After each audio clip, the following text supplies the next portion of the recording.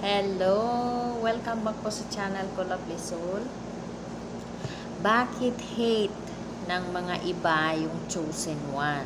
Okay? Hate yung chosen one ng iba kasi they see in you what they don't have in their life. Okay? Nakikita nila sa'yo yung mayroon ka na wala sila sa buhay nila. Okay? Nakikita nila kung ano yung dala-dala mo. Kasi you are carrying the light. You are carrying the light of Heavenly Father. At nakikita nila yun. Nanonotice nila yun.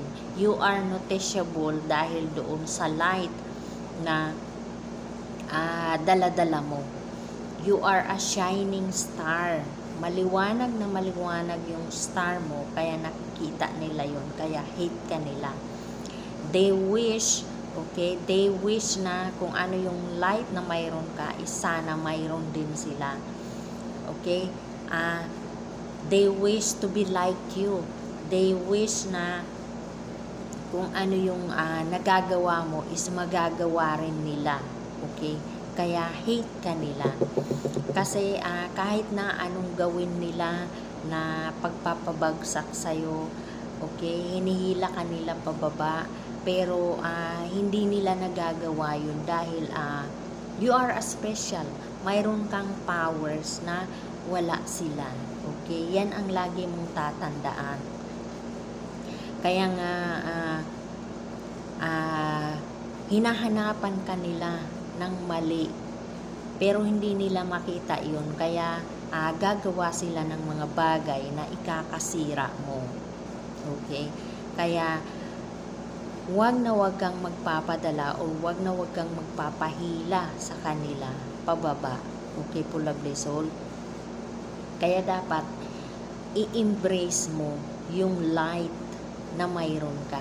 Kasi you are a special. You are supported by Heavenly Father. You are supported by the forces you cannot see. Okay?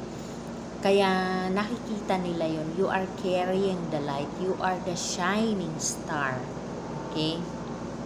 Lagi mong tatandaan yan, Lovely Soul. Huwag na huwag kang magpapahila pababa sa kanila. Kung dumating man yung time na mababagsak kanila, it is easy for you to get up again kasi natural na sa'yo na nasa iyo yung light ni Heavenly Father. You are carrying the light. Kaya nakikita nila yun. Okay? Kaya hate ka nila. So, kaya dapat i-embrace mo yung light na mayroon ka. Spread your light. Okay? Spread your wings para lalo nating mapalaganap yung liwanag sa mundong ito. Okay po, Lovely Soul? So, yun lang po. Thank you for watching. God bless and I love you.